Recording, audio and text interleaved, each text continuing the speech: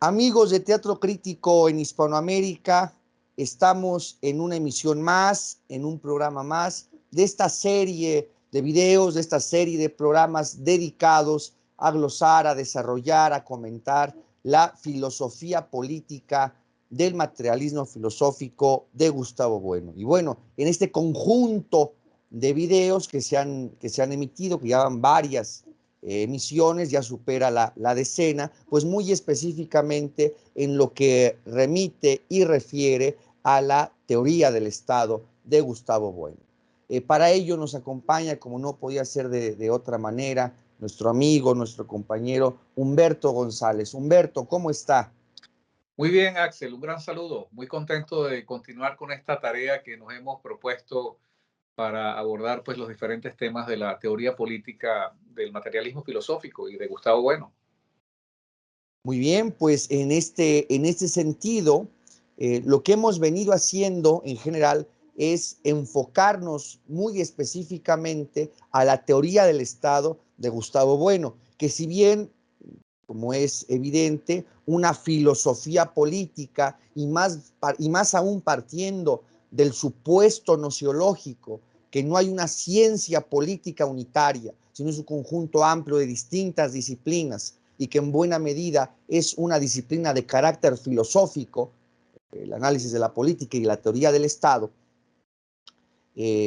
Pues en este sentido nos hemos enfocado, si bien hay varios elementos más que constituyen una filosofía política, la idea de democracia, la idea de derechos humanos, una teoría de la izquierda y la derecha que es necesarísima también de cara a los acontecimientos y realidades pretéritas e históricas, pues es fundamental, yo creo que se ve atravesada toda filosofía política por una teoría del Estado y una filosofía política que no tenga una teoría del Estado, y será muy difícil que pueda llegar a buen puerto los otros elementos que constituyen o entran dentro del dominio de las ideas filosóficas, de las categorías de la política. Bueno, en ese sentido, por eso hemos dedicado con especial atención, dedicarnos a el análisis, el glosamiento, el desarrollo de la teoría del Estado de Gustavo Bueno. Lo que hemos venido realizando, en realidad, es enfocarnos a la obra, a glosar la obra del primer ensayo sobre las categorías de las ciencias políticas, en especial atención, lo reiteramos, a la teoría del Estado. Y lo que hemos venido haciendo en estos últimos programas es desarrollar, nutrir, dar más detalles, acaso agregar ciertos análisis que en función de estas ideas filosóficas, de estos conceptos, de estos términos filosóficos, pues podemos ejecutar para analizar realidades pretéritas o nuestra realidad en marcha, ¿no? Bien, en este sentido, pues hemos dedicado especial atención a la teoría de las capas de la sociedad política, a analizar la estructura del cuerpo político, que en nuestros términos, en nuestra concepción materialista, pues pasa por lo que hemos glosado, lo que hemos desarrollado de referirnos a la capa conjuntiva, a la capa basal, a la capa cortical, en tanto estructura y cuerpo esencial, fundamental para entender una sociedad política y para entender al Estado. Lo que hemos venido realizando aún más concretamente en esos últimos programas es nutrir, desarrollar, comentar, insistimos, capa por capa, en este modelo en este modelo de sociedad política.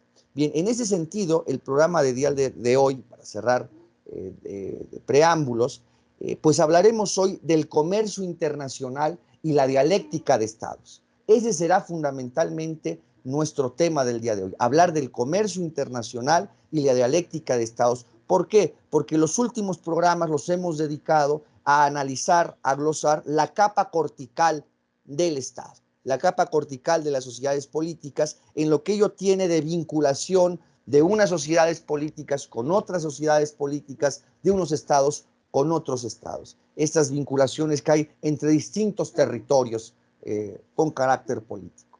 Bien, en ese sentido, nosotros dedicaremos el programa de hoy a hablar del comercio internacional y la dialéctica de estados. Para cerrar este preámbulo, ¿cuál es el sentido general de este programa? Bueno, primero, ¿por qué hablamos del comercio internacional? Bueno, porque dentro de las ramas del poder que Bueno identifica dentro de la capa cortical, de este ámbito de las vinculaciones que hay entre unas sociedades políticas y el resto de sociedades políticas, pues está atravesado por el comercio internacional.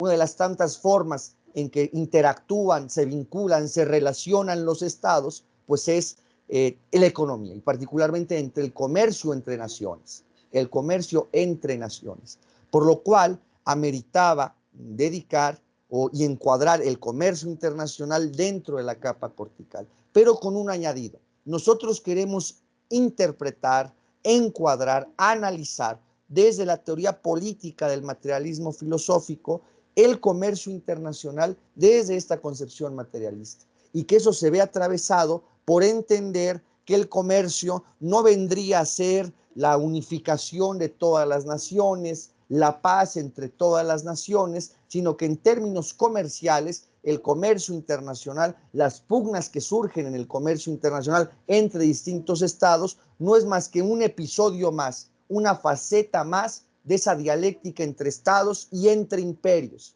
Entre imperios, esto es fundamental. En síntesis, como cierre de esta introducción, para dar la palabra a Humberto en general, nos comente algo al respecto, es encuadrar desde los términos, desde las conceptualizaciones de nuestra teoría política y de nuestra teoría del Estado, como el comercio internacional también es una faceta más en el conflicto entre estados y entre imperios. Humberto, ¿cómo ve esta situación en términos generales de comercio internacional, imperios, estados?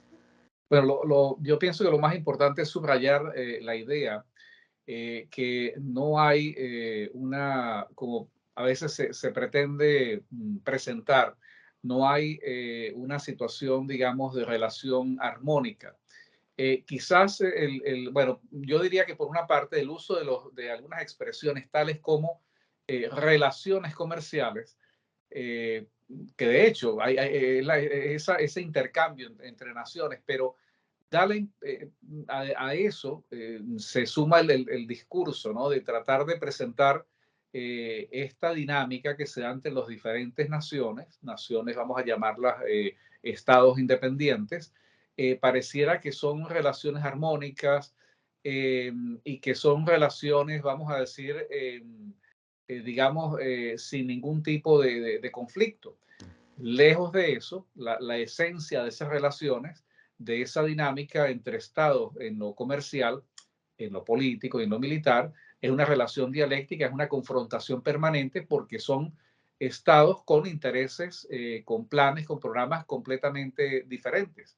Entonces, a veces cuando se usan esas expresiones de un comercio mundial, un comercio globalizado, se ignora o no se ven, vamos a llamar las morfologías, las particularidades que tiene ese fenómeno de comercio, ¿verdad? Que en realidad son múltiples y complejas relaciones que se están dando. En muchos casos son relaciones, vamos a decir, de conflicto, de confrontación entre unos estados y otros. Y seguramente, pues en el desarrollo de este programa, pues tendremos oportunidad de abordarlas pues con más detalle. Pero yo creo que lo más importante en este preámbulo es destacar la idea de que en realidad estamos hablando de la confrontación de intereses entre estados que tienen pues políticas propias, políticas fiscales, arancelarias, tienen esquemas de industrialización propios que obedecen pues a sus propios intereses, y por esa misma dinámica la relación pues de dialéctica, de confrontación entre esta multiplicidad de intereses, ¿no? Muy bien, Humberto. Bueno, pues para dar cierre a esta primera introducción, no nos llevó mucho tiempo, pues quiero yo ahora eh, proyectar de cara a nuestra audiencia, simplemente recordando para cerrar finalmente este tratamiento que hemos dado a la capa cortical, la tabla del modelo canónico en la que, bueno, expone el modelo canónico de las sociedades políticas. Y de cara a nuestra audiencia, bueno, proyectar la tabla rápidamente y hacer la siguiente consideración. Bueno, tenemos aquí, hay que recordar, ¿no? Está nuestro programa que le dedicamos al sistema político, a la idea de sistema político desde esta teoría materialista de bueno, desde nuestra teoría política, la idea de sistema político. Y bueno, ese sistema político, para recordar, tenía distintos ejes. Era la idea del poder político sintáctico, ¿no? Que se hablaba de tres ramas de ese poder político: operativo, estructurativo y determinativo. Recordemos los términos. Al hablar de operativo, del poder operativo, nos referimos a esta composición, influencia que se puede tener en los términos y de generación de composición y de rehacer relaciones entre los términos políticos en los que se está inmerso en una sociedad. Partidos políticos, sindicatos, grupos empresariales, los propios elementos de un gabinete en lo que respecta al poder ejecutivo, es decir, en esta composición y revinculación que se pueden hacer entre los términos políticos de las distintas fuerzas en que están una sociedad política, ¿no? Y que respecto a la capa cortical, esto tenía que ver con el poder militar, que fue lo que glosamos y vimos la sesión pasada, en donde hablábamos de la guerra, que Humberto nos expuso la idea materialista de guerra. Bien, en términos de la rama estructurativa, pues en la capa cortical remite a hablar del poder federativo, que ya lo comentábamos. En la ocasión pasada era un término, bueno, que respecto a nuestra tradición filosófica, había John Locke, perfilado en este sentido y que tenía esta incorporación, reinterpretación dentro de la teoría política materialista. Y finalmente, la rama del poder determinativo, bueno, y con determinativo nos referimos a los términos ya dados que hay en una sociedad política, a diferencia del poder o de la rama del poder operativo. El poder determinativo sería el operar, el vincular, el rehacer, el influir en los términos ya dados dentro de una sociedad política. Ya no tanto hacerlos o componerlos, sino los que están ya dados, por eso determinativo. Y bueno, con estructurativo nos referimos a las distintas relaciones, vinculaciones que se pueden establecer en una sociedad política. Entonces, con poder operativo, para reafirmar esto, con poder operativo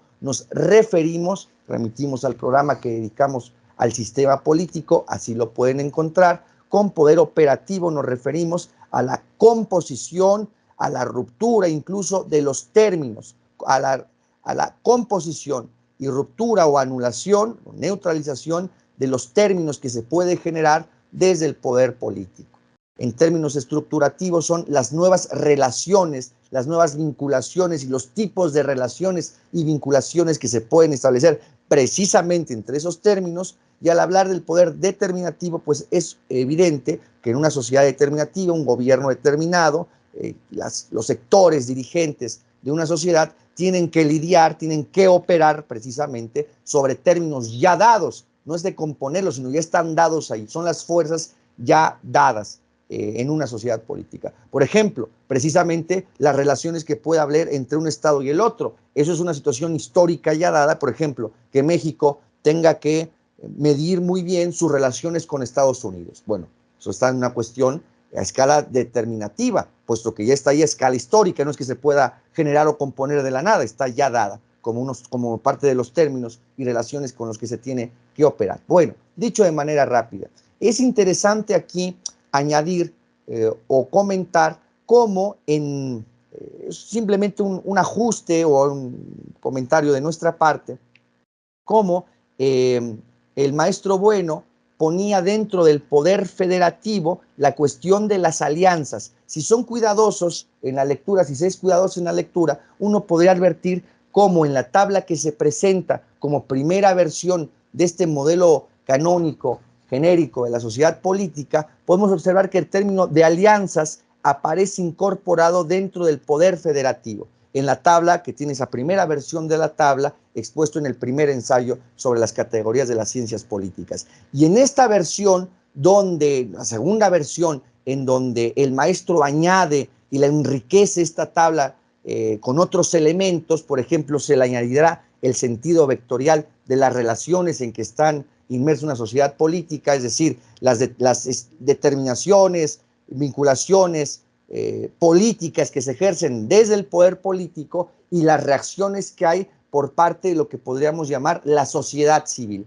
No entendido de una manera sustantivada o independiente del Estado, sino como parte propiamente, parte miembro incorporada a ese Estado, pero que bueno, finalmente siempre en una sociedad política hay reacciones que van operando en contra o reaccionan contra ciertas políticas, decisiones o determinaciones del gobierno nacional o los distintos mandos que hay en un país. Bien, en ese sentido podríamos decir lo siguiente, claro, porque el término alianzas finalmente es muy genérico, no se puede hablar, no se trata evidentemente de ninguna contradicción, de ningún tipo, simplemente se trata de este enriquecimiento que se da en la tabla, donde claro, porque el término alianzas es muy genérico y hay alianzas de muy diverso tipo. Se puede hablar de alianzas en términos diplomáticos, se puede hablar de alianzas en términos militares o también se puede considerar alianzas en términos comerciales. Entonces, ahí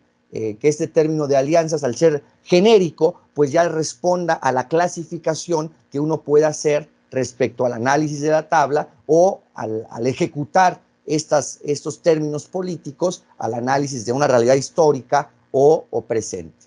Entonces, eso es interesante advertirlo, claro, porque el alianzas es muy genérico y el poder federativo, si bien como lo entendía John Locke, era esta capacidad que tienen los estados de vincularse unos con otros, aquí toma una faceta en esta versión de la tabla, pues profundamente relacionada al comercio internacional, ¿no? Precisamente a un aspecto económico, a esa escala de la relación entre estados. Bien, esto era lo que queríamos glosar al respecto y bueno, con esto cerramos este primer comentario.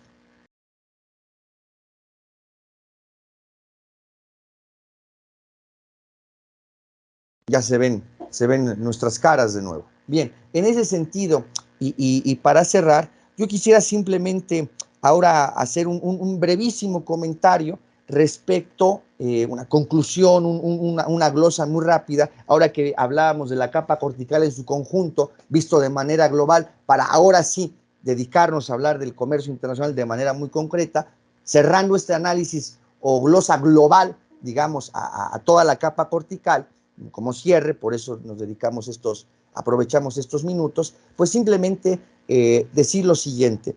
La sesión pasada, el video pasado, Humberto nos expuso la idea filosófica de guerras del materialismo filosófico. Yo simplemente aquí sería reafirmar un punto de lo que ya Humberto con toda claridad nos decía, porque tiene mucho que ver al hablar del comercio internacional. Porque alguien nos podría decir, caray, pero ¿acaso el comercio internacional no tendría también que ver con la capa basal y no solamente con la capa cortical? Claro, entonces aquí no podemos caer en formalismos de ningún tipo. Si una característica tiene la filosofía del maestro Bueno es que todo está finamente hilado, no hay brocha gorda aquí, todo está finamente hilado, matizado, como enredada es la realidad, como matizadas es la realidad y compleja y llena de bifurcaciones y diferenciaciones y vinculaciones y rupturas es la realidad. Bueno, claro, muchos de estos elementos, aunque los clasifiquemos en este sentido, claro que hay una involucración con las otras capas o con las otras ramas que constituyen el cuerpo político. Y esto, en ese sentido, para lo que ahora glosaremos, el propio Bueno ya especificaba respecto a la capa cortical que hay una interacción entre la capa cortical en lo que refiere al poder federativo, muy particularmente respecto al comercio internacional, con la capa basal. Lo dice expresamente el propio Bueno. En ese sentido, y para tomar un ejemplo de lo que ya nos ha expuesto Humberto y yo cerrar y no abusar del uso de la palabra, es muy interesante cómo, bueno, para nuestra audiencia rápidamente recordar, la idea central de filosofía de materialista de guerra está en la obra La Vuelta a la Caverna, de Gustavo Bueno, y también recordar que hay 3 videos, 3 conferencias que el profesor expuso sobre filosofía de la guerra. Entonces, lo pueden encontrar poniendo en YouTube Filosofía de la Guerra, Gustavo Bueno, y hay 3 sesiones que el profesor Bueno dedicó a glosar sobre, a desarrollar, a ampliar la idea filosófica de guerra desde una perspectiva materialista. Bien, en ese sentido y para cerrar, Bueno, en esta parte en donde habla de la guerra, dice lo siguiente: la guerra involucra distintas categorías, tanto a escala ontológica, es decir, en la realidad, cómo funcionan en la realidad como un conflicto militar en marcha, y también a escala nociológica, es decir, en cómo se va a estudiar, cómo se va a analizar el fenómeno de la guerra. Y en ese sentido, Bueno afirma lo siguiente: la guerra, puede haber distintos análisis de la guerra, según las distintas categorías científicas o cuasi científicas, ¿no?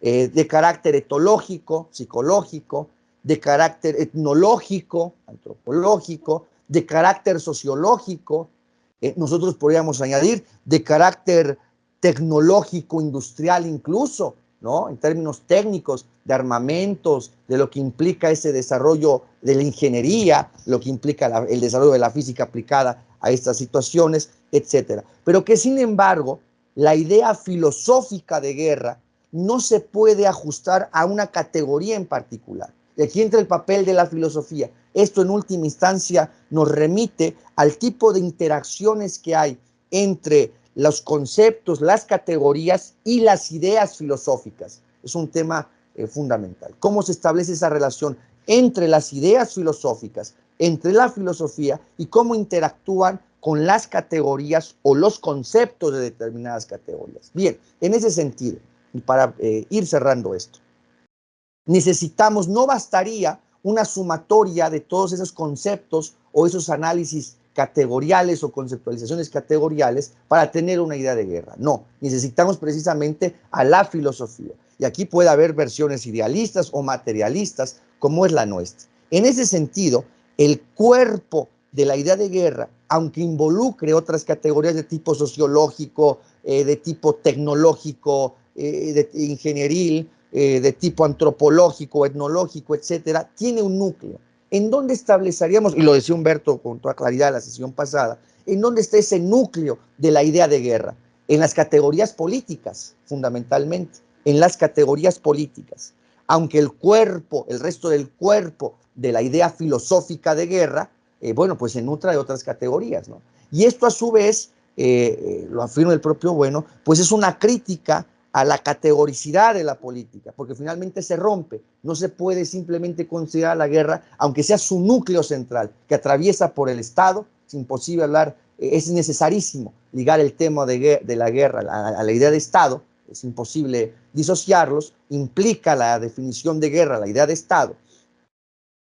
No quiere decir que simplemente quede reducido, se subsuma en las categorías políticas, lo cual eso es muy importante. Bueno, y en ese sentido, por lo tanto, diríamos que la guerra obviamente no solo responde a la capa cortical. Si ya decimos que desborda las propias categorías políticas, pues es evidente que no se puede simplemente reducir a la capa cortical. Es decir, la clasificamos allí porque es una de las vinculaciones más directas dentro de las propios análisis político de la guerra, es donde de manera muy específica entran respecto a la teoría del Estado. Es decir, en la vinculación, cuando se desata propiamente una guerra, incluso el término cuando Humberto nos expuso los géneros de la guerra, ¿no? Los géneros de la guerra, siempre recordar que género no remita al género sexual del que habla hoy, por ejemplo, el feminismo o estas teorías de esas metafísicas sexuales, es una idea ontológica, la idea de género. Bueno, cuando Humberto nos hablaba de los géneros de la guerra civil,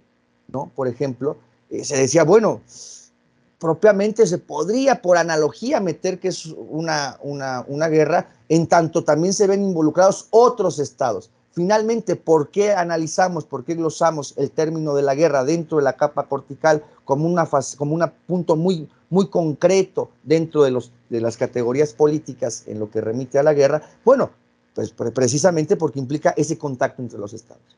Una de las formas en que se vinculan e interactúan los estados es por la vía de la guerra. Bueno, para cerrar, En este sentido, sucede algo con el comercio internacional. Y para cerrar, muestra de ello, y para que ahora Humberto cierre esta glosa final, muestra de ello de que no solamente involucra obviamente a la capa cortical y no solo tampoco a la economía, es el concepto en términos de doctrina militar, aquel concepto, aquella doctrina que habla de la nación en armas. Claro, al hablar de la nación en armas, supone que ya no solamente remite a la capa cortical, ni siquiera al sector militar, ni siquiera al poder militar propiamente dicho, sino involucraría, por ejemplo, a la capa basal. Se necesita, es la tesis de los militares prusianos particularmente, después de las guerras napoleónicas, tienen ya la experiencia de las guerras napoleónicas, tienen ya la experiencia de las guerras, de la guerra franco-prusiana, en donde advierten que en plan proyectivo también los generales prusianos, ya conformado el imperio alemán, sacan esta doctrina de la nación en armas. Es decir, el enfrentamiento próximo entre los estados no solamente va a involucrar a los cuerpos especializados en la guerra en los estados, sino también va a involucrar a la población civil y a una cuestión económica fundamentalmente. Entonces es bien importante también. Y yo para cerrar, simplemente quise glosar con este comentario. Esta doctrina, llamémosla así, militar de la nación en armas, surge particularmente incluso la denominación, que es diferente a la idea del pueblo en armas. Aquí es la nación en armas. Es distinto a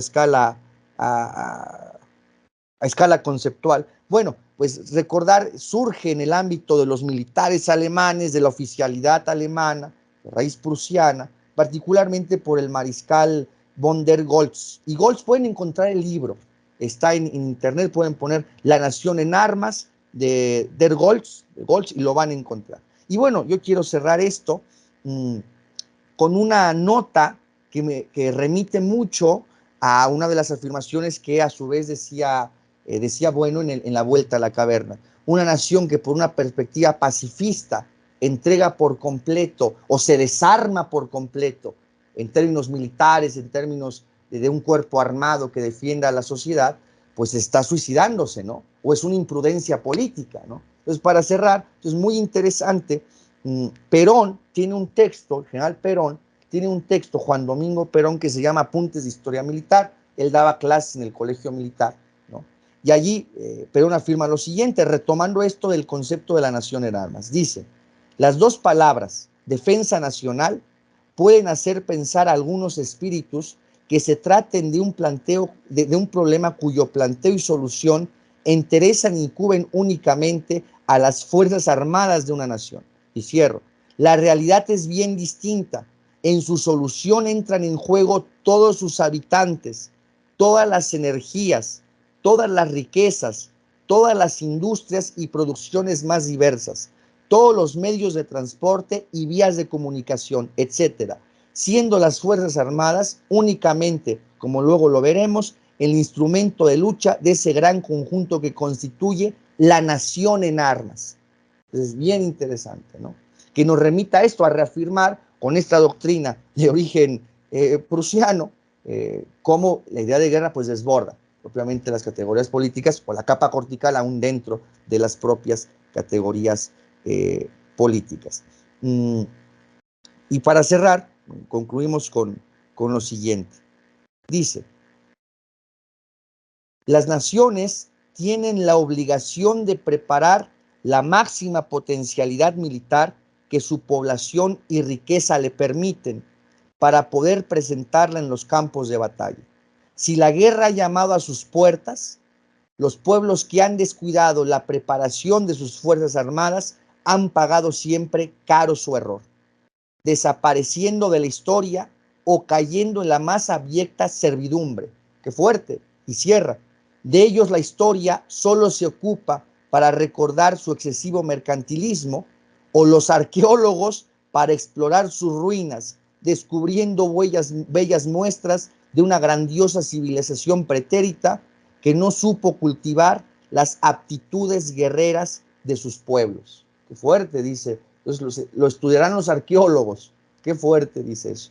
La defensa nacional exige una poderosa industria, y no cualquiera, sino una industria pesada. Para ello es indudablemente necesaria una acción oficial del Estado. Bueno, yo cierro con esto, Humberto. Finalmente, usted, que fue quien conoció la exposición central, ¿quisiera agregar algo al respecto para cerrar, finiquitar esto? Yo lo que podría agregar es que es también pues subrayar la idea de que estamos tratando vamos a decir, la idea de guerra, de política, la idea de comercio, son ideas que desbordan, vamos a decir, las categorías políticas. Y entonces son ideas que hay que verlas que están, vamos a decir, atravesadas por diferentes fenómenos. De hecho, por ejemplo, cuando se podría ser fácil, a veces, no digamos confundirse, pero no percibir, digamos, la dinámica. ¿Por qué, por ejemplo, estamos hablando, vamos a citar el caso de la guerra o del comercio, ¿verdad? Que perfectamente podríamos ponerlos prácticamente en la capa cortical o en la capa basal, porque hay fuertes, digamos, conexiones allí. Y esto pues hay que verlo yo diría pues en la perspectiva pues de la teoría política que nos propone Gustavo Bueno, que es la que nos permite ver estos, vamos a decir, examinar estas ideas o ver estos fenómenos, pero no ya de una manera plana, sino con toda su riqueza y con toda su diversidad. Esa última cita que tú has hecho es en mi opinión, pues es un buen ejemplo, porque o sea, se ve pues la relación que hay, por ejemplo, entre economía, guerra, política, cuando un Estado tiene pues en sus planes y programas tiene que definir una serie de actividades para generar riqueza, para sostener, digamos, articular y sostener un ejército, ¿verdad? Que está pues involucrado en esa capa cortical, emprender una serie de actividades que van a generar riqueza, que está conectado con la capa basal, y por supuesto, pues hay toda una, vamos a decir, un cuerpo, vamos a decir, político, los líderes, la gente, ¿no? Que están dirigiendo ese proceso desde la capa conjuntiva. Entonces, y por supuesto, más aún cuando se plantean programas donde es necesario para defender ese Estado, pues es necesario emprender algunas actividades en la economía. Algunas de ellas o muchas de ellas deberían tener que ver con el desarrollo industrial, de manera de que ese Estado pueda tener una efectiva independencia con respecto a otros estados, y que esa capacidad para defenderse desde el punto de vista militar, pues también la pueda tener en el ámbito económico, o sea, de no ser dependiente de otros estados. Es algo que yo imagino que podemos también pues comentar con algunos ejemplos concretos de situaciones que se están presentando hoy día y que serían magníficos pues casos para analizarlo pues a la luz de estas ideas, ¿no? Muchísimas gracias, Humberto. Sí, pues efecto.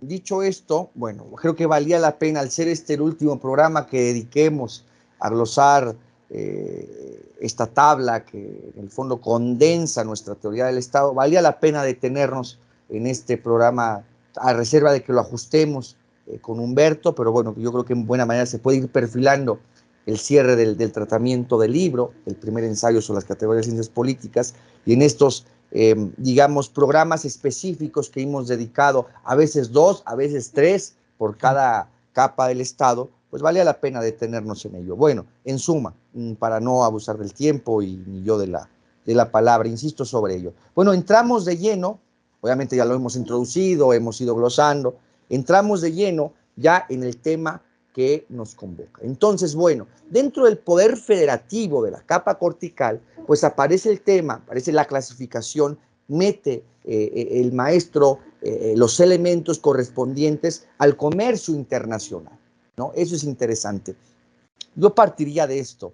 En términos dialécticos, frente a otras interpretaciones, aunque desde nuestra perspectiva sea, o en nuestro entorno, se vea esto con claridad, etcétera. Hay otras interpretaciones que sí que consideran que el comercio es la forma en que las naciones van a entrar en armonía, en paz. Y si bien, si desde nuestra perspectiva se puede ya interpretar por todo lo que hemos dicho, por todos los videos que hemos expuesto, por las lecturas previas que nuestra audiencia tenga, por los saberes previos que nuestro público haya construido, bueno, pues es evidente que no podemos interpretar desde nuestra filosofía política materialista al comercio como una vía de armonía y ni siquiera sumarnos al carro, al coche, que supone que la globalización, cuyo cuestión central sería en términos económicos, el comercio internacional, vendría a anular los estados y a andar en plan cosmopolita, ¿no? Y en el grado máximo suponer que debe de haber unas entidades supranacionales, sea la ONU, que funjan, o el Tribunal Internacional de la Haya, que fungen casi como una especie de Estado universal, ¿no? Estado universal. Bueno, pero si bien en un planteamiento dialéctico, es interesante. Recuerdo a Milton Friedman, por ejemplo, figura que ensalzan los liberales, bueno, decir que en efecto era una conferencia que daba y tomaba el ejemplo de un lápiz, ¿no? Y entonces decía, bueno, este lápiz condensa la posibilidad de entendimiento entre millones de seres humanos, entre seres humanos que no se conocen, entre pueblos que pueden estar incluso en conflicto o con confrontaciones en sus relaciones. Porque de alguna manera el comercio internacional vendría a vincular, a relacionar a todos los pueblos de la tierra según el producto, según la circulación internacional, pero vendría a generar esa armonía entre los pueblos. Entonces, la interpretación desde ese liberalismo, en esa vertiente de Friedman, por ejemplo, de interpretar el comercio internacional como una vía de entendimiento universal entre los pueblos, ¿no? Si ya no era aquí el entendimiento, ya no es por la vía de la proletariado universal, sino de la vinculación entre los pueblos vía el comercio y el libre comercio, claro, por eso había que quitar entonces los aranceles y el proteccionismo, etcétera. Bueno, frente a esta interpretación, nosotros tendríamos que interpretar, tendríamos que decir que, reafirmando lo que hemos dicho al inicio, que el comercio internacional, el comercio que se establece entre distintas naciones, no sería simplemente un mero intercambio monetario, mercantil, no sé, un mero intercambio mercantil, sino que implica cuestiones políticas. Eso es muy interesante. Recuperé aquí un párrafo de Turgot, el economista francés de la época de los fisiócratas, que incluso fue ministro de Hacienda en ese momento del Estado francés, al que no pueden acusar de comunista, ¿verdad? Entonces Turgot decía, quien olvide que existen estados políticos separados unos de otros y constituidos diversamente, no tratará nunca bien una cuestión de economía política. Fulminante. Claro, estado político, digamos, en nuestros términos sería casi tautológico, ¿no? Bueno, pero es para subrayar la vinculación que hay entre la política y la economía, entre la economía y el Estado, que ese proceso económico se da en los marcos de un Estado, y por eso hablamos de economía política, ya no en la interpretación marxista. Todavía ciertos profesores de marxismo o en manuales marxistas de economía dicen, bueno, ¿y por qué economía política?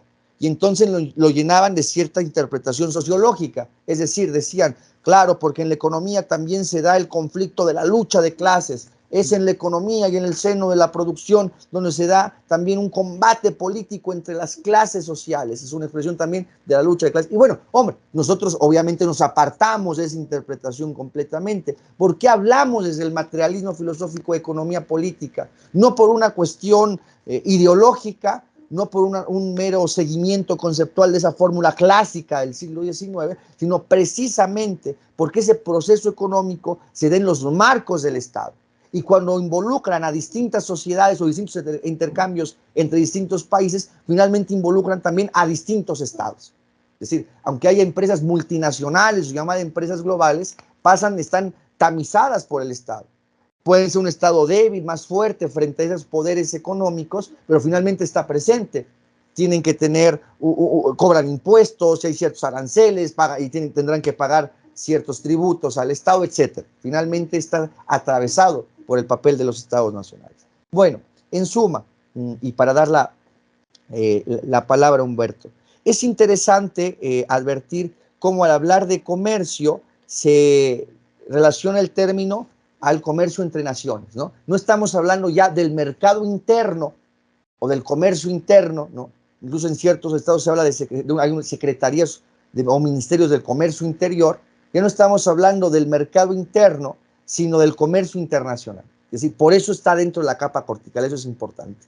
No estamos hablando del mercado interno nacional, sino el intercambio que se establece entre estados diferentes, ¿no? Diría tú, entre estados constituidos de manera diferente. Bien, en ese sentido, diríamos, y yo cierro aquí para dar la palabra a Humberto, el objetivo del programa es cómo interpretar esto del comercio internacional desde la teoría del Estado, del materialismo filosófico. Y eso es lo más interesante.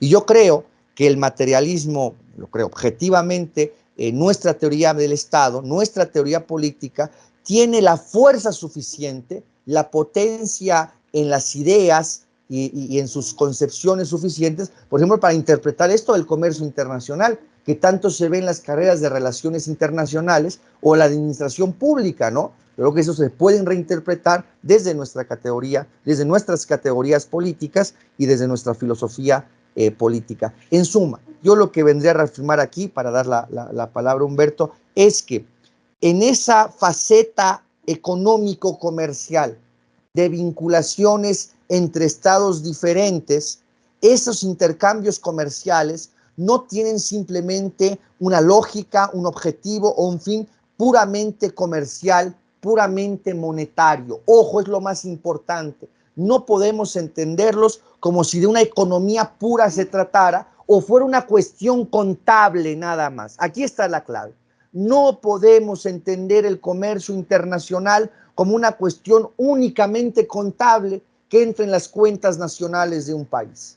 Y entonces, ¿para qué producir computadoras? ¿Para qué producir celulares? ¿Para qué refinar gasolinas? ¿Para qué tener industria petroquímica si sale más barato comprarse en Estados Unidos? Y eso teóricamente o propagandísticamente aparente, ¿no? Desde que México aniquiló conscientemente como parte de las prolepsis de la clase dirigente liberal que llegó en los años 90 al país, se aniquiló premeditadamente, planificadamente, como dentro de las prolepsis de estas clases dirigentes, el cierre de nuestra industria petroquímica y de nuestras refinerías para comprar con Estados Unidos. Y no es más barato. Encareció al doble, por 100%, el litro de gasolina.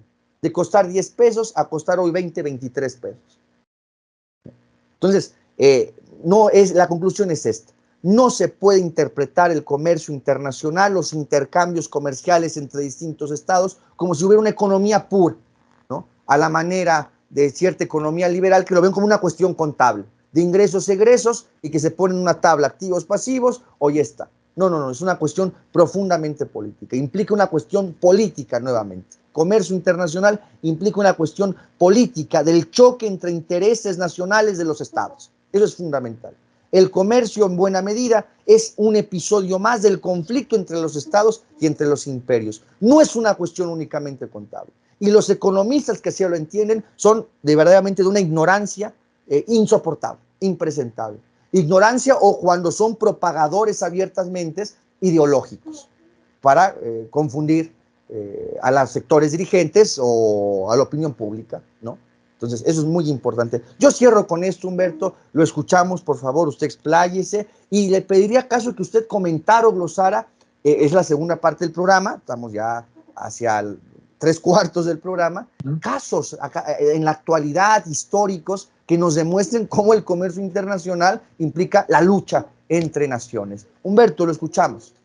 Sí, así como la referencia que estabas haciendo sobre la concepción sociologista, ¿no? del marxismo para tratar de caracterizar la economía política, cuando ellos dicen, bueno, es que es la lucha de clases, digamos, que se está reproduciendo a escala económica. Nosotros, desde el punto de vista del materialismo filosófico, diremos que es la lucha de imperios, la lucha de estados, la dialéctica de estados, que es la que se está dando justamente de esos actores políticos, los estados que son actores políticos por excelencia, son los que están determinando que esas relaciones económicas son economía política y no esa concepción, herencia pues de esa concepción liberal de una economía privada, ¿verdad? De un liberalismo que trata de establecer como que hay ámbitos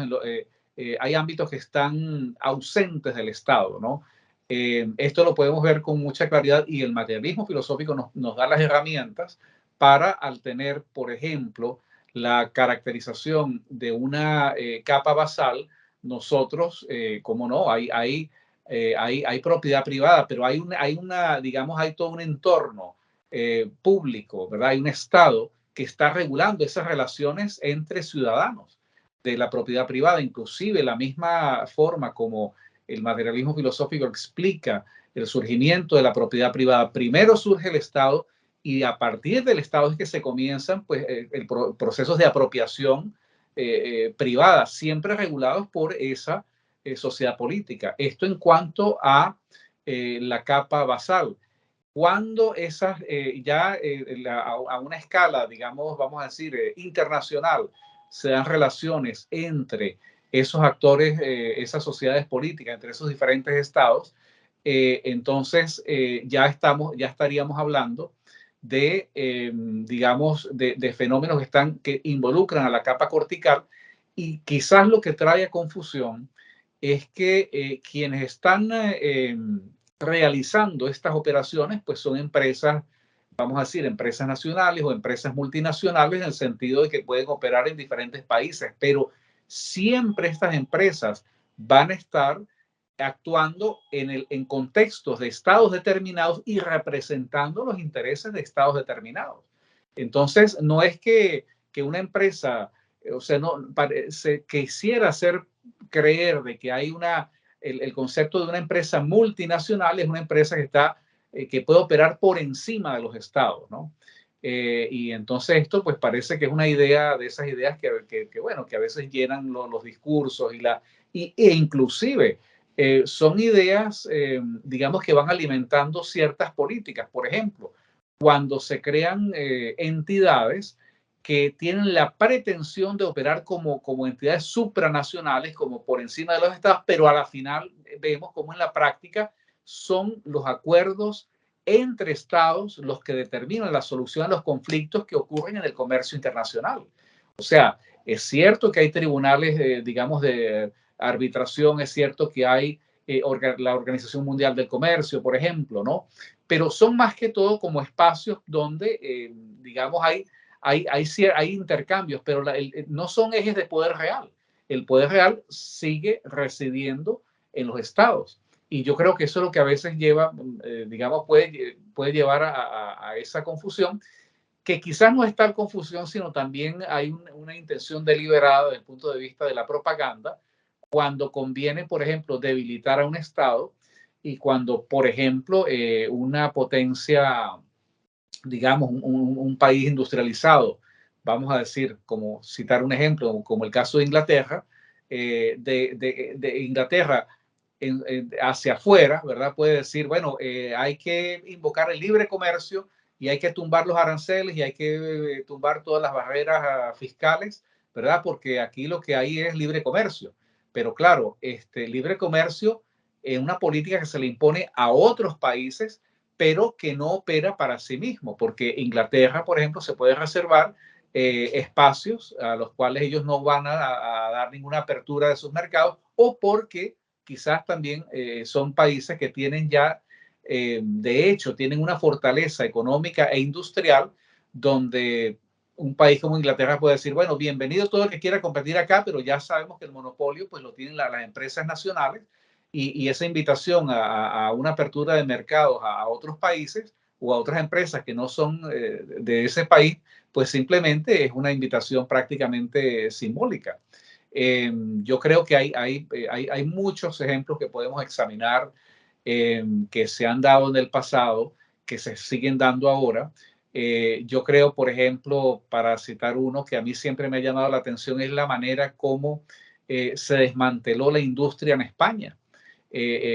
A mí siempre me ha parecido algo, y también, sí hay gente que, digamos, ha escrito sobre esto, es un tema que, pero no, digamos, con el interés, o sea, a mí me parece que esto fue un proceso como tú lo señalabas, para usar una palabra que tú usaste hace unos minutos, un proceso intencional, deliberado. No se entiende cómo, por ejemplo, a un país como España se le impone una ideología que es, bueno, hay que desmontar la industria y ahora, de un momento en adelante, España lo que va a hacer es un país de turismo, y a vivir del turismo, a vivir de los hoteles.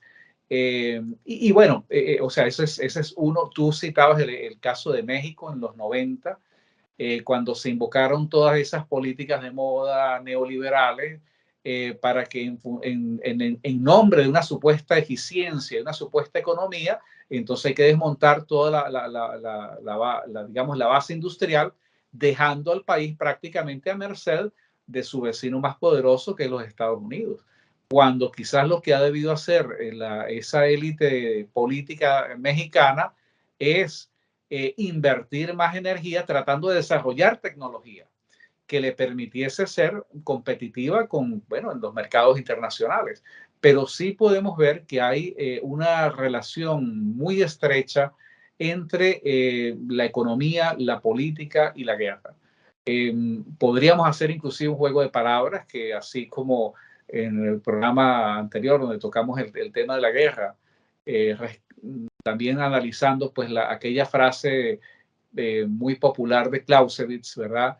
La guerra es la continuación de la política por otros medios. Bueno, es que el comercio también es la continuación de la guerra por otros medios, ¿no? Estas guerras, porque en realidad lo que se están definiendo son espacios de influencia económica a nivel mundial, y esto está operando y no podemos perder de vista. Yo creo que si alguna conclusión importante debería quedar de este programa es no perder de vista que esto está ocurriendo a escala de los estados y no de esas, vamos a llamar, no diríamos espectros, porque son compañías que existen materialmente, pero que pertenecen, están normadas, están actuando en contextos estatales específicos. Entonces yo creo que eso es lo que no podemos perder de vista, ¿no?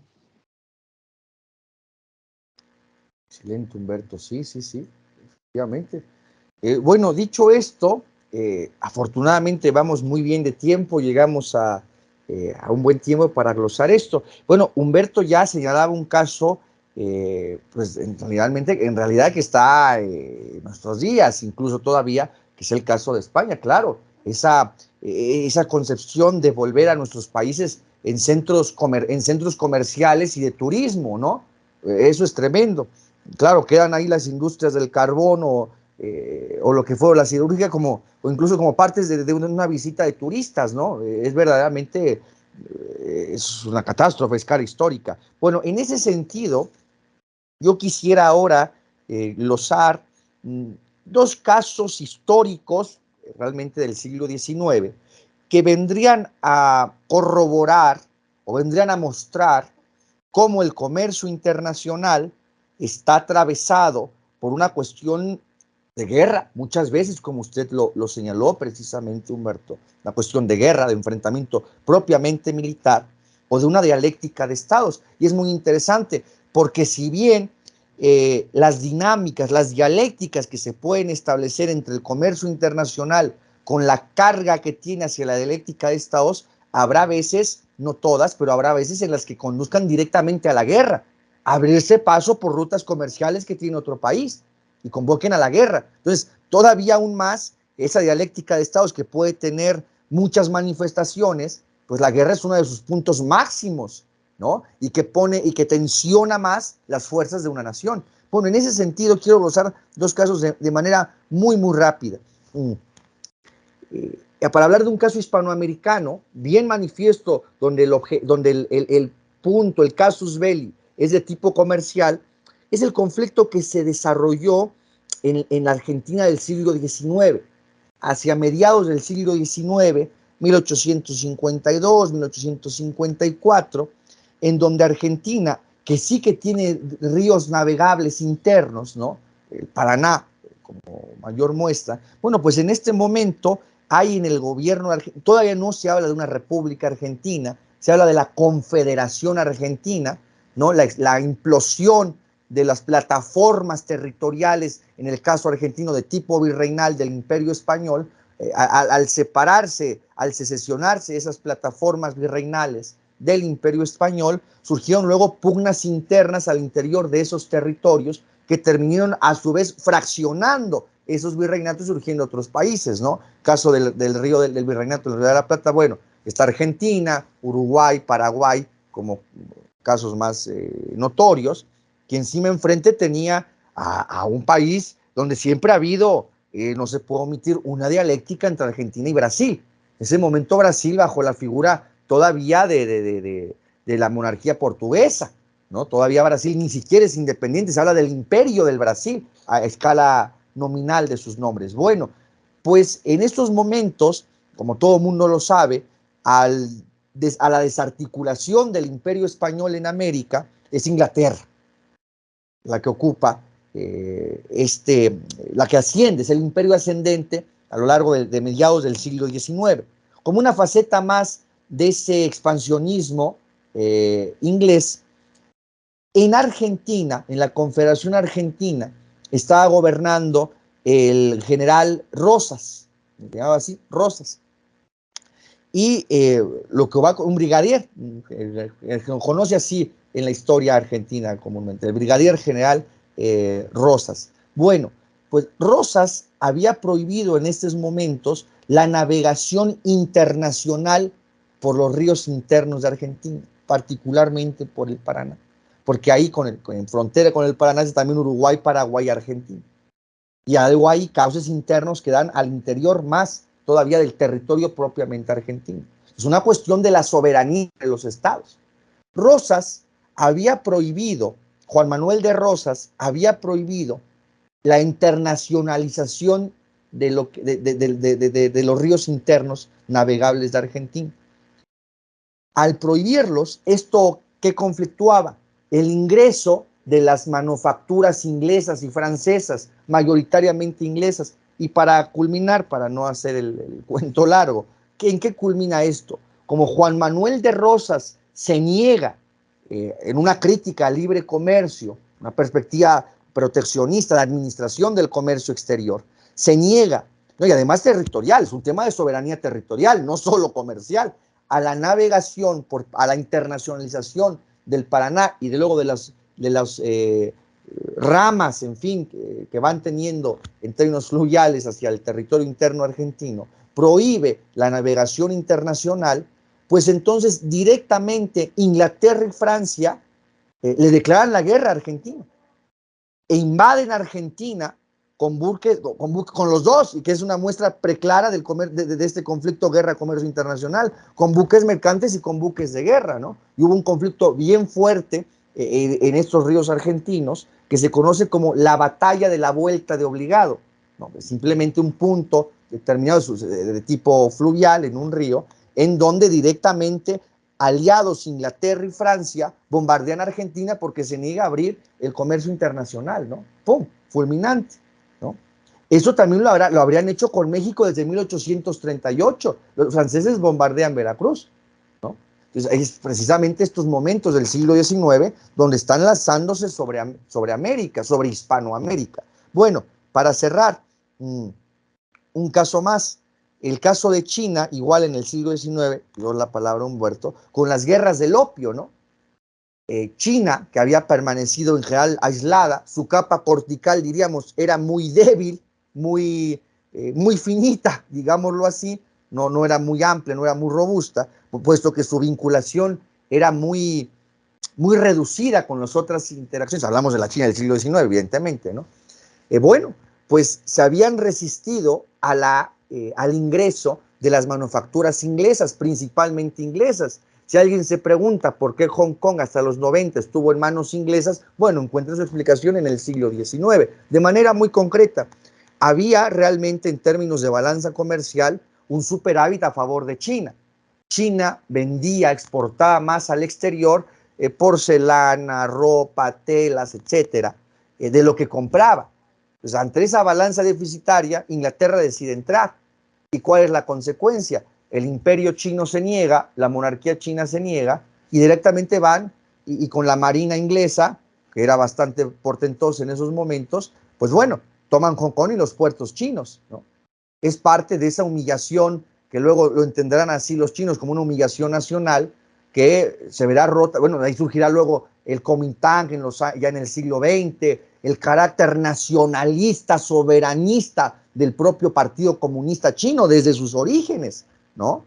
Como una respuesta a esas agresiones internacionales que así lo entendían. Bueno, y además, como se resistían, uno de los productos que van a ingresar a rajatabla China es el opio, o sea, las drogas. O sea, el cuadrito está completo, ¿no? Las situaciones hoy tan fuertes entre el narcotráfico, el problema del narcotráfico en México, con lo que eso implica en el comercio, porque ¿quién tiene el mayor mercado? ¿Quiénes son los consumidores? Y el mayor consumidor son los Estados Unidos, ¿no? Entonces, han estado presionando mucho en estos momentos los Estados Unidos respecto a ese tema, y bueno, es otra faceta también de este conflicto. Humberto, yo me quiero detener aquí, pues si usted nos quiere comentar algo más, otro caso, en fin, lo escuchamos, expláyese usted, por favor, lo escuchamos, Humberto. Gustaría comentar, hay un caso que me ha llamado mucho la atención y siempre pues he tomado interés porque, bueno, porque vivo acá en los Estados Unidos, que es la gran dependencia que tiene los Estados Unidos, la economía norteamericana, con respecto a la industria china, concretamente. Entonces, claro, haciendo un poco o sea, creando un contexto, está la política que inicia en los Estados Unidos en los años 70, auspiciada en ese momento por Henry Kissinger, ¿no? De tratar de, digamos, de atraer, de involucrar a China y de establecer una dinámica allí que actuase como prevenir, ¿no? Que China pudiese tomar allí partido en esa confrontación que había con la entonces Unión Soviética.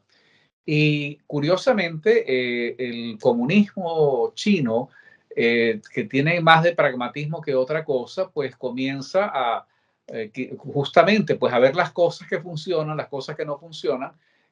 Yo creo que hoy día no se puede hablar de que hay una economía comunista en China.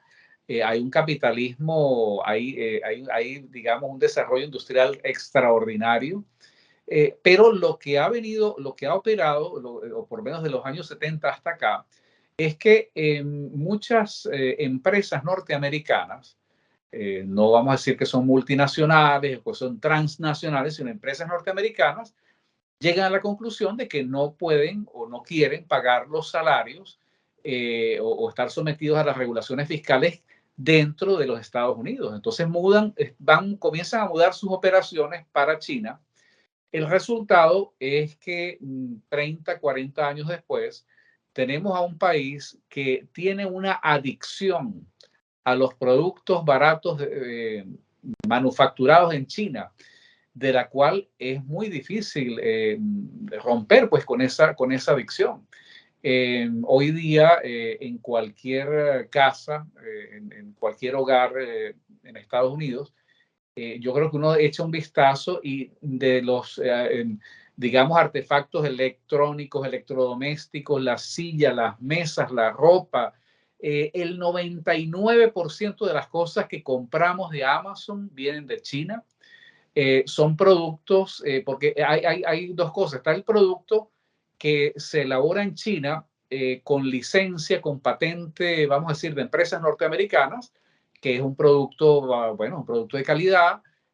Pueden ser ropa, zapatos, electrodomésticos, etcétera. Vehículos, ¿verdad? Teléfonos celulares. Estuve leyendo hace un tiempo un estudio donde se decía que, bueno, si fuésemos a comprar un teléfono, un iPhone, producido de acuerdo a lo que establece la economía norteamericana, producido por mano de obra norteamericana, estaríamos hablando de un artefacto que podría costar $7,000, $8,000.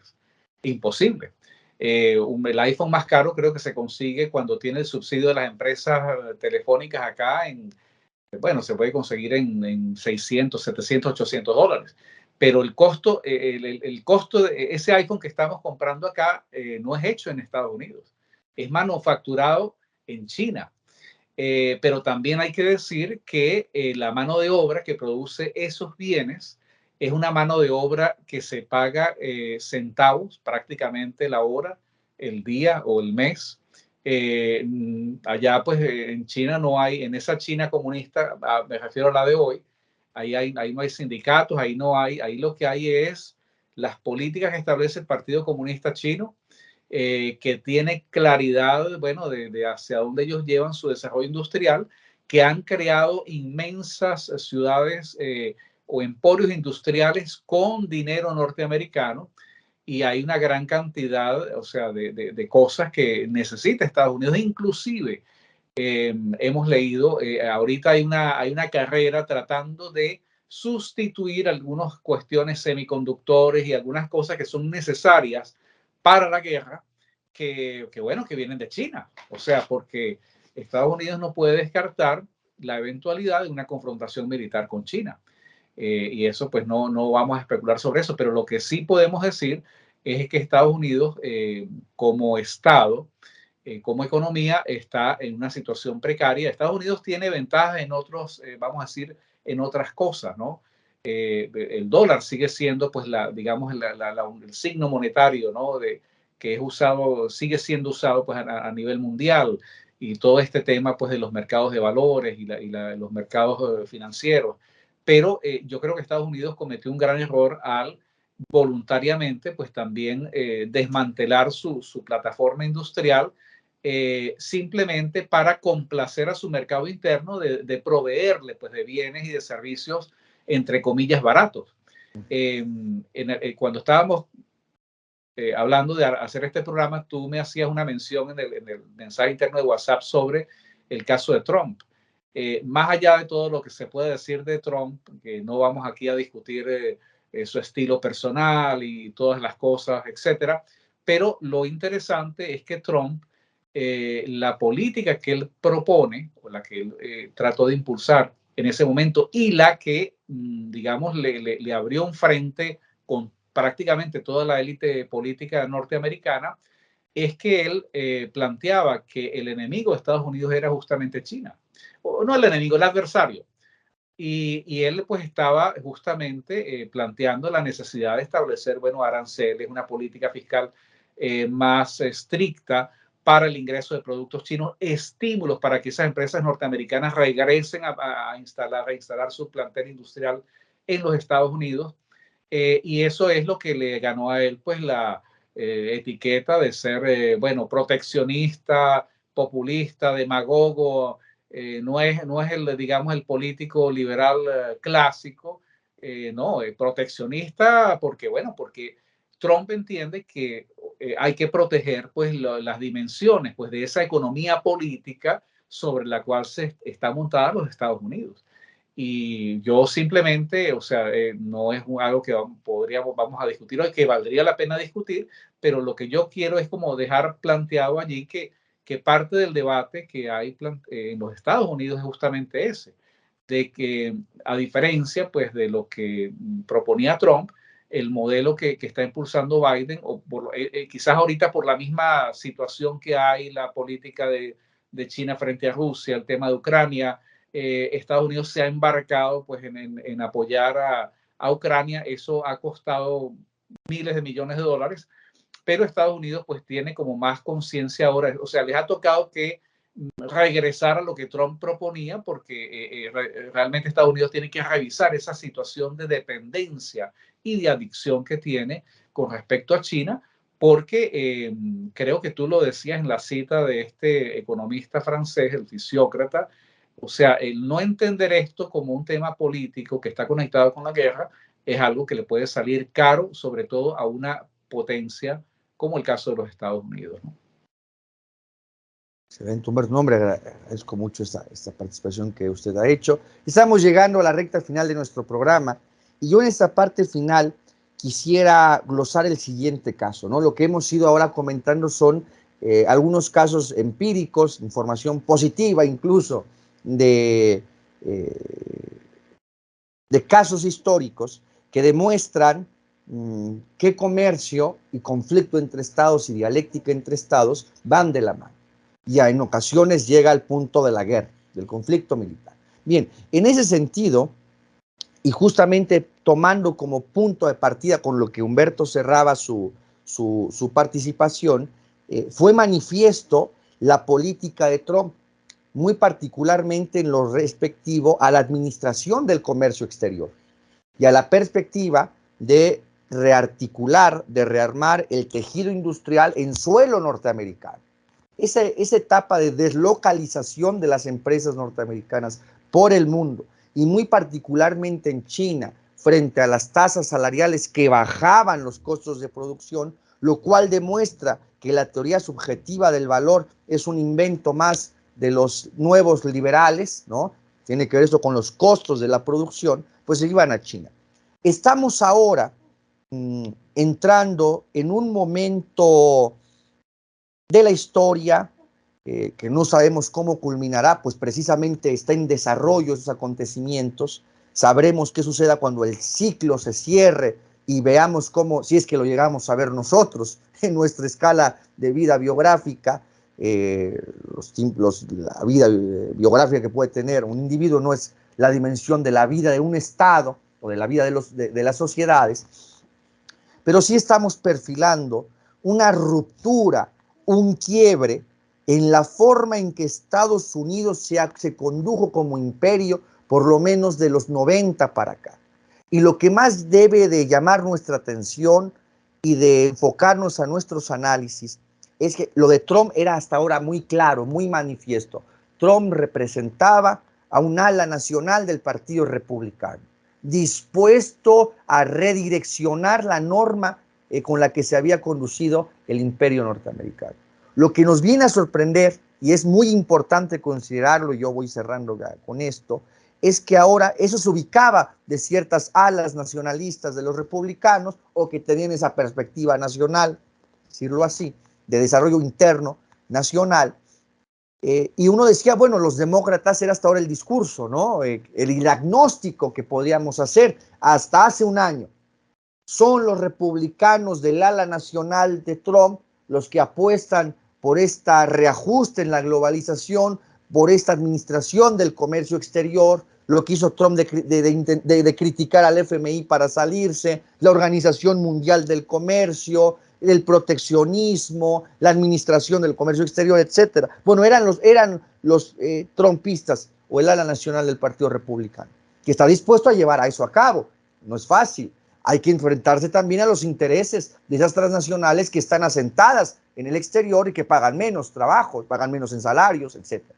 Tienen una tasa de ganancia mayor, producto de esos bajos costes de la producción, etcétera. Bueno, para nuestra sorpresa, ya el presidente Biden, lo digo en el español así más castizo, Joe Biden, ya anuncia también, no solamente en el discurso, sino con políticas directas, ¿verdad?, del Poder Ejecutivo sobre la capa basal, directamente, que el modelo, tanto ideológico como efectivo, de lo que realmente se puede entender de manera positiva, cuando digo positiva me refiero a real, efectivo, no en el sentido que sea bueno, ¿no?, evidentemente, de la globalización, lo que realmente de manera efectiva logró hacerse con lo que se comprendió como globalización, está fracturado.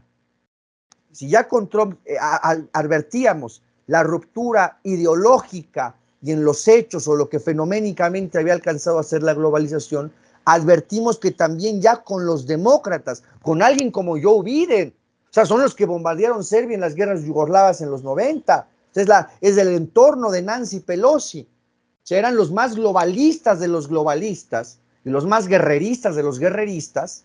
Bueno, pues ya Joe Biden acaba de anunciar un conjunto de medidas para administrar el comercio exterior con China, y no solo eso, sino también de hablar de que las compras gubernamentales que haga el gobierno norteamericano sea empresas de Estados Unidos, y habla nuevamente de que Estados Unidos se reindustrialice en el sentido de que vuelvan las empresas.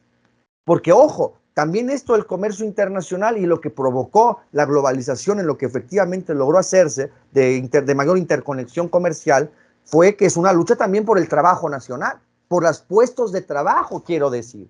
Desindustrialización es igual a desempleo o a empleo informal. Entonces, la cuestión de una administración del comercio exterior implica también una defensa de las fuentes de trabajo nacional. Es una defensa del trabajo nacional a escala interna. Bueno, ¿cómo justificamos esto?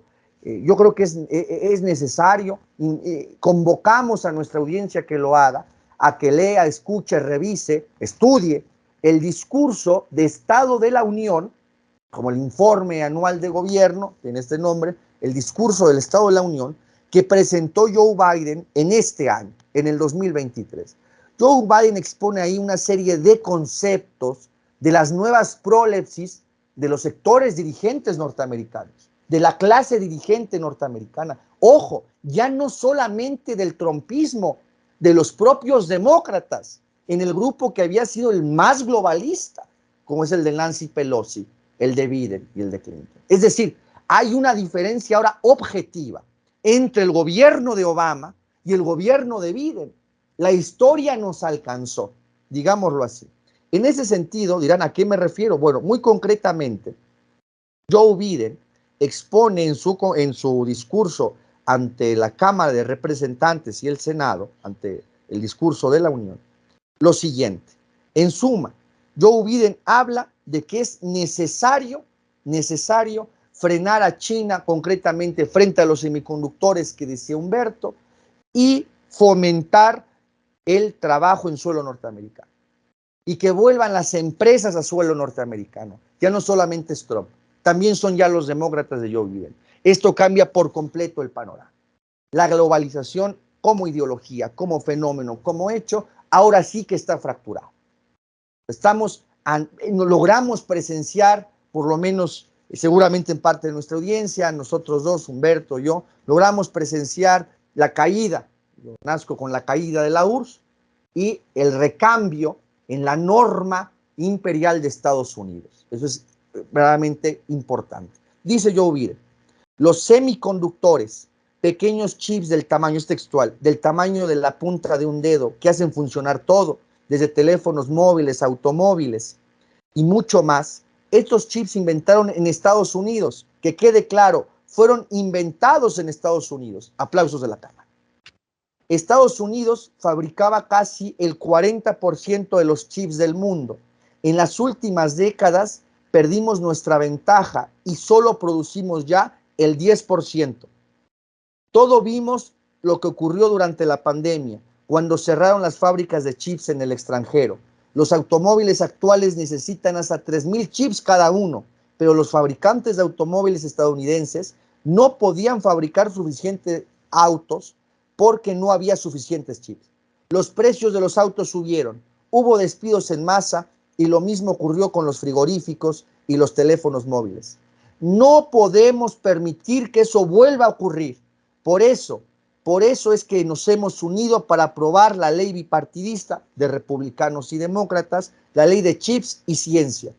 En concreto, ¿de qué se habla esta Act de Ciencias y Chips, esta ley de Ciencias y Chips, decretada el año pasado ya por el Partido Demócrata, aprobado por republicanos y la facción demócrata, que se prohíbe prácticamente la compra y la importación de chips en Estados Unidos. Así de concreto, de Estados Unidos hacia China.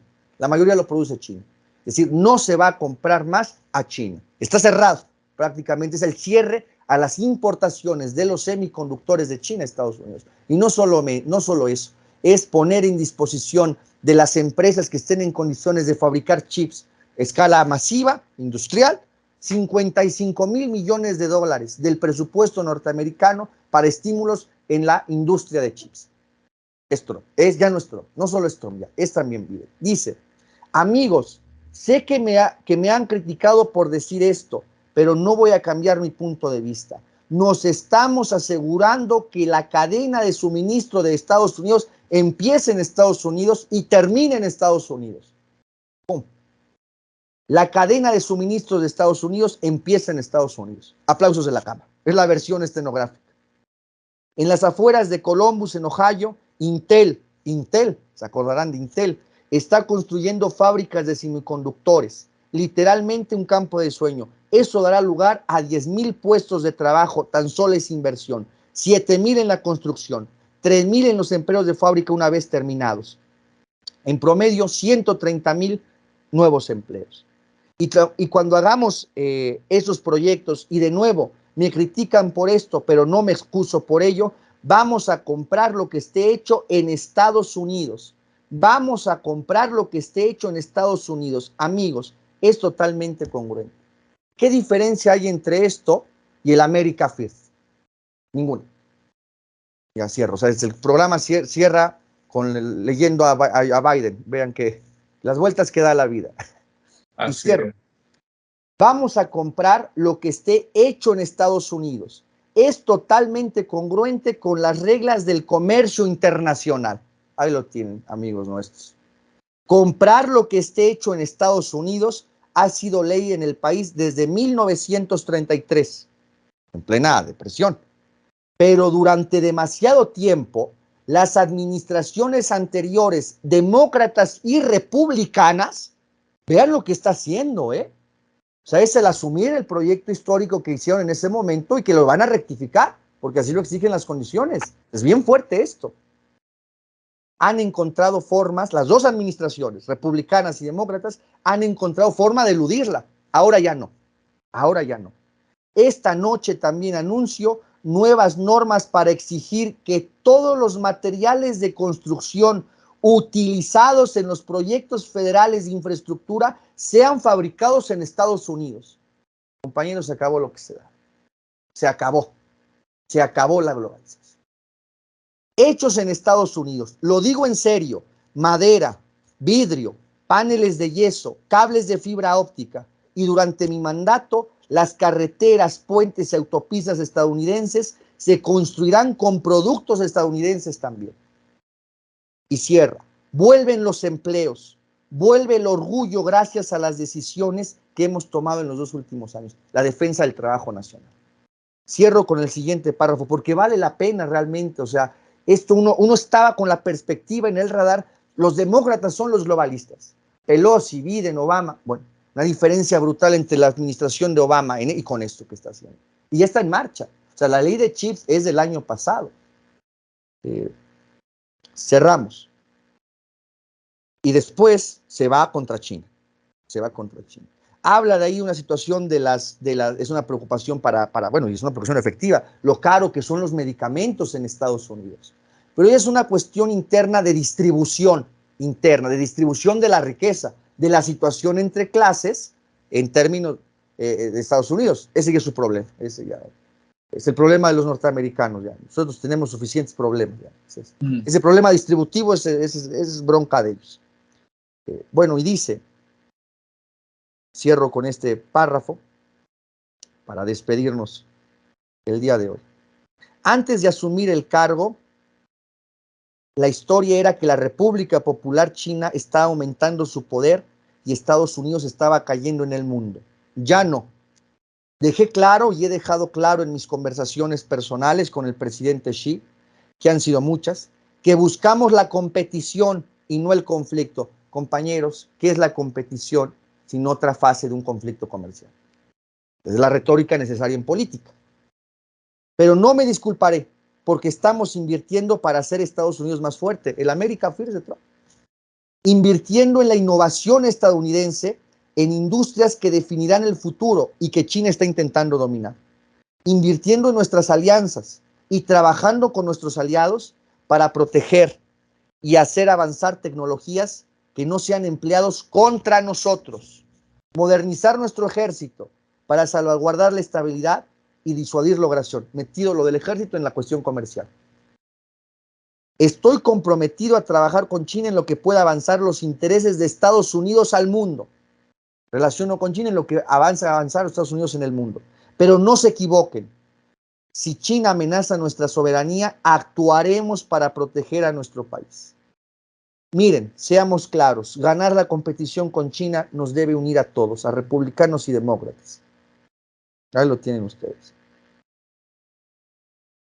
Estados Unidos está aunando al mundo de nuevo está aunado al mundo de nuevo para abordar estos desafíos. Y entonces grita la cámara, USA, USA, USA. Hemos aprobado, en fin, y ya continúa con su muy respectivo problema farmacéutico y de impuestos. En suma, lo que yo quiero resaltar para acabar aquí, esto de los semiconductores, bueno, es un tipo de materiales que tanto pueden ser transmisores de energía eléctrica como aislantes de energía eléctrica. Es lo que se conoce como chips, ¿no? Los semiconductores son este tipo de metales. En general es el silicio, el cadmio, aunque también el boro y el germanio. Fundamentalmente es el silicio, ¿no? Entonces tiene la capacidad tanto de ser conductores de electricidad como aislantes de electricidad. Y generalmente estos semiconductores, los chips que ustedes pueden ver en una tarjeta de teléfono, en una tarjeta madre de una computadora, alguien seguro ha visto una tarjeta madre de una computadora, pues no se dan en estado puro, tienen ciertas combinaciones con otros materiales, que tiene que ver con, en fin, con los cambios en su estructura atómica del último orbital que le permita esto, ¿no? Si recordamos aquello, aislar o conducir la electricidad, ¿no? Bueno, esto tiene distintas formas, está en diodos, está en los transistores, y aquí es en estos transistores o en las tarjetas electrónicas, donde están, es esto de los celulares, o las tarjetas madres de las computadoras. Todo el mundo ha visto un circuito electrónico donde se ve esa tableta verde. Esa tableta verde lleno de transistores es el material del silicio en general. Esos son los semiconductores, ¿no? Como se imaginarán, ahora se ocupa para todo. El hecho de que Estados Unidos diga se acabó y su secretaria del Departamento de Comercio tienen un departamento de comercio, se imaginarán ¿sí? Que no es tan libre entonces el comercio como se piensa, ¿no? Gina Raimondo, que es la secretaria de Comercio, acaba de decir en la Escuela del Servicio Exterior de la Universidad de Georgetown, me parece, ¿no? Que se ponen en disposición 55 mil millones de dólares y se van a abrir 2 fábricas en Arizona, una en Arizona. Para el 2030 estarán 2 fábricas hechas de industria norteamericana para hacer chips. Entonces, eso es la cuestión de los semiconductores. En segundo lugar, cuando dice el presidente Biden de comprar madera, vidrio, fibra óptica, claro, hay que recordar, y ya de verdad concluyo el programa ahora con esto, que una de las políticas económicas aplicadas por Biden frente a la pandemia, pues fue una medida keynesiana muy clásica, que es gastar en obra pública. Además, parece ser que las carreteras norteamericanas estaban medio dejadas, abandonadas, la cuestión del ferrocarril, etcétera. Bueno, está diciendo que el gasto en infraestructura se dan con materiales hechos en Estados Unidos. Estamos de regreso al Made in USA, o sea, regresó al Made en Estados Unidos. O sea, esto cambia por completo el diagnóstico y cambia por completo la forma en que se ha conducido el imperio norteamericano.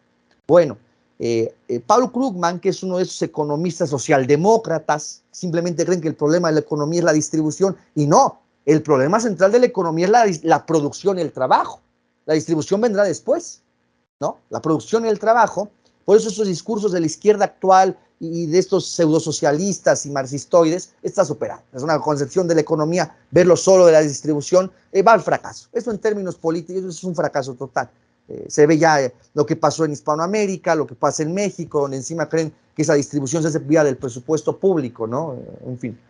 Bueno, hasta Krugman decía, Joe Biden ha cambiado por completo ya los parámetros de la economía internacional. La dinámica que hay incluso conflictiva entre Europa y Estados Unidos, el gas tan caro que le venden a Alemania, ¿no? En fin, lo pueden encontrar así, es esta acta de Chips, literal, la Chips Act, y bueno, Gina Raimondo informó esto. Y cierro, es curioso ver cómo sigue, pese a eso, existiendo cierto discurso liberal, ¿verdad? Y entonces, en las columnas del New York Times, donde glosaban lo de estas nuevas medidas de política económica y de administración del comercio exterior en áreas clave, ¿acaso sea eso? En áreas clave que rompen la industria norteamericana por los chips, pero también es hasta aquí al expansionismo chino, una proyección en ese sentido, falta que sea así de manera definitiva. China tiene muchísimo para seguir dando batalla, no hay que llamarse engaño. New York Times decía, pero ¿para qué se va a dar un estímulo de 55 mil millones de dólares por distintas vías bajando impuestos, estímulos fiscales, subsidios, subsidiando abiertamente, si es una industria tan rentable. Ay, Dios, es increíble. Ahí está la concepción de contador, con todo respeto, ¿no? Contable, mejor dicho, que tienen los economistas. No se trata de una cuestión de contabilidad de activos y pasivos, de egresos y de egresos, una cuestión política de fomentar lo más rápido que se pueda el autoabastecimiento en chips por parte de Estados Unidos. Humberto, le agradezco la paciencia, discúlpeme, hablé un poco, pero leyendo a Biden, mire las cosas que da la vida. ¿Quiere cerrar usted, por favor, dar una conclusión? Yo es todo lo que quiero decir. Yo creo que en realidad lo que hay que tener en cuenta es que Estados Unidos está, ese giro de la política de Biden es dictado por la realidad. O sea, Estados Unidos ha perdido influencia, la posición de Estados Unidos se ha debilitado. Este giro también hay que ver, son movimientos, digamos, a escala vamos a decir, de un gobierno, a escala de los estados. Habría que preguntarse cuánto tiempo le puede tomar a los Estados Unidos ponerse a tono con los 40 años que lleva de desmantelamiento de su industria con respecto a China. Biden ha hablado, yo entiendo que por razones estratégicas y militares, ellos le han dado prioridad al tema de los semiconductores, los chips y esas cosas, pero en su mismo discurso, él hace referencia no es solamente son estos elementos con un nivel de sofisticación que son necesarios para armas y para cuestiones electrónicas. Es vidrio, es madera, son una variedad, por ejemplo, digamos, de implementos que el Pentágono se quedaría sin papel porque el papel viene de China y los bolígrafos y los lapiceros vienen de China. O sea, el tóner de las máquinas fotocopiadoras vienen de China. O sea que en realidad es una situación grave. Yo pienso que sí, tiene que ser positivo que haya un giro en esa política. Estoy hablando desde la perspectiva de los Estados Unidos, ¿no? O sea, conviene a los Estados Unidos que haya una política que sea suscrita por los partidos más importantes, republicano y demócrata, en el sentido de tratar de reconducir pues toda esta situación, de replantear la relación que tienen con China.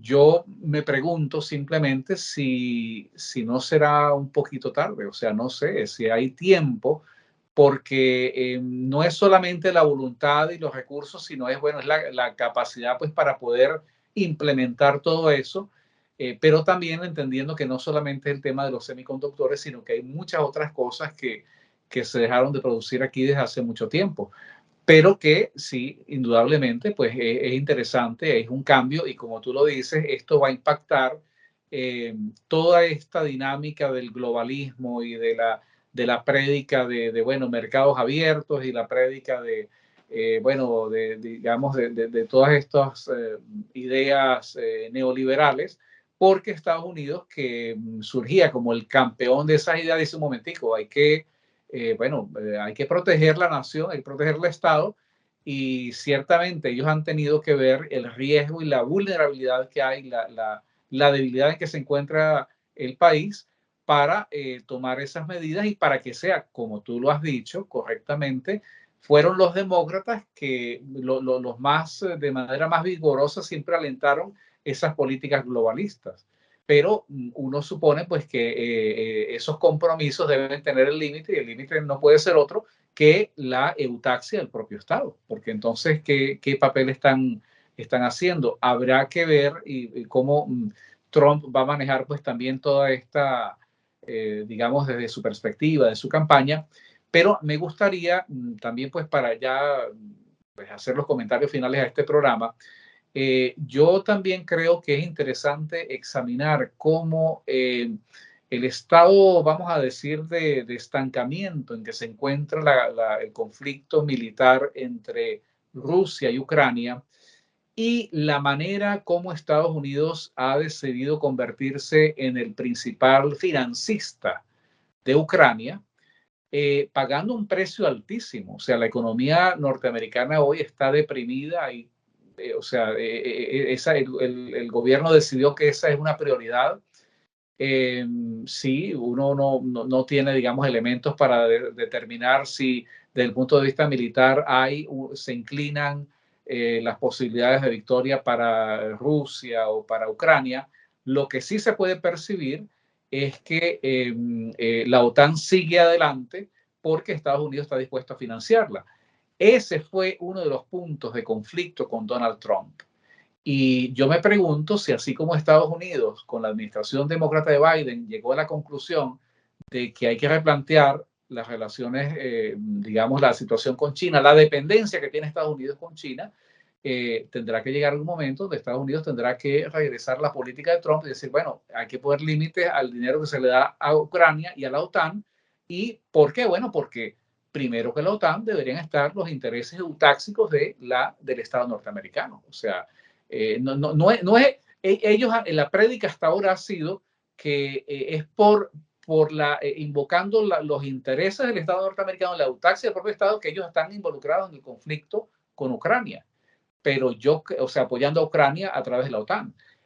Yo creo que la práctica está demostrando que vamos a decir, un drenaje de recursos dramático, y Estados Unidos va a llegar un momento en que va a tener que invertir, digamos, las prioridades y decir, bueno, no, lo eutáxico es concentrarse aquí y ellos tendrán que resolver su problema ya. Pero estoy especulando un poco, pues tomando en cuenta este giro importante que ha dado el gobierno demócrata de Biden. Fantástico, Humberto. Sí, totalmente de acuerdo. No puede ser de otra manera. Bueno, pues llegamos a la culminación de nuestro programa.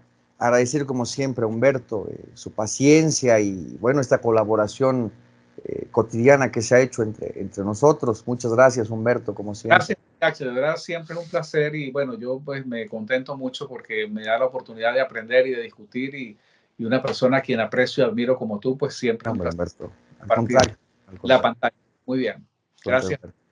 Muy bien, pues bueno, conclusiones. Yo quiero reafirmar esta idea. Esta sería la conclusión. El suponer, bajo esa concepción de teoría económica, que los intercambios comerciales, que el comercio internacional no es más que una cuestión técnica y contable de egresos y egresos, de superávits y balanzas comerciales únicamente, es verdaderamente una concepción impresentable en términos teóricos y nociológicos. No es así en la realidad, ni se puede reducir el comercio internacional a esos simples análisis de tipo de contabilidad, de tipo contable. Los economistas, muy particularmente liberales, de la vertiente liberal, que entienden el comercio internacional como una simple cuestión de contabilidad, de balanzas comerciales y de dónde se pueden reducir los costos y sale más barato hacerlos aquí, es simplemente impresentable.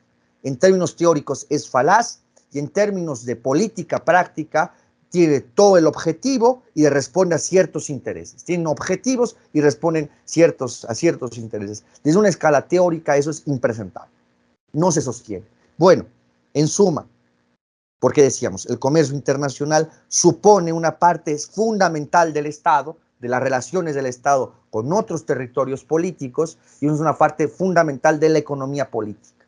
Y en tanto economía política está el Estado atravesando todas estas cuestiones. Y si está el Estado, está el conflicto con otros estados. Bueno, en suma, pues yo creo que culminamos con esto. Podemos ver ahora cómo los propios demócratas, que habían sido los más férreos representantes e impulsores del globalismo, y fíjense, para cerrar, estas dualidades entre nacionalismo, globalismo, que empiezan a circular como categorías de análisis en varios entornos, y caray, desde el materialismo filosófico, nosotros podemos criticar esas concepciones que se dan, acaso agudas, pero no coherentes teóricamente, no con la potencia a la cual se quedan nuestras propias ideas filosóficas, con propias me refiero a las del materialismo filosófico, porque ojo, ¿cómo entender a la globalización? Esa es la reflexión final. Ojo, no sé, hay que entender a la globalización como ideología, como pretensión de lo que quería ser, como globalización, como fenómeno y como hecho, es decir, como lo que realmente logró hacer bajo este impulso de la globalización, que lo más a lo que se llegó fue aumentar el volumen y la cantidad de los intercambios comerciales o de la presencia de empresas transnacionales, multinacionales en el fondo, que no globales, no es que no tengan una soberanía a la que responden, no es que respondan a un Estado, pero por favor, ¿no? Intel, ¿de quién responderá? O sea, bien, incluso los bancos, bien, en ese sentido, una cuestión es la globalización como ideología, que suponía que íbamos a llegar al Estado universal y las entidades supranacionales. Bueno, eso también está roto, evidentemente, por el golpe de la realidad. Y por otra parte, lo que realmente logró hacer la globalización en términos económicos, llamémoslo así, la globalización positiva, en el sentido de lo que realmente se logró hacer, pues se veía incluso ya fracturado. Si la globalización ya como realidad efectiva, ya se distanciaba de lo que ideológicamente se imaginaban, se acabaron las fronteras, se acabó la industria nacional, se acabaron las fronteras nacionales, bueno, esto encima lo rompe todo, se rompe como ideología y se rompe como hecho positivo que haya aumentado el volumen de esos intercambios comerciales. Así es lo que se está viendo roto y se vuelve, bueno, una perspectiva de las industrias nacionales. Esa Chief Apps cuál es el objetivo de Gina Raimondo cuando se propuso eso, la secretaria del Departamento de Comercio, cuando propuso eso, bueno, que esos estímulos fiscales solo serán para aquellas empresas que estén en Estados Unidos. Y es un acuerdo por el que las empresas se comprometen en un periodo de aquí hasta dentro de 10 años a no construir una fábrica de semiconductores en suelo que no sea norteamericano. ¿Cuál es el objetivo? Que no haya otro país productor de semiconductores a escala industrial y con la tecnología necesaria más que Estados Unidos. Que lo logre o no, no lo sabemos, como dice Humberto, pero ahí está.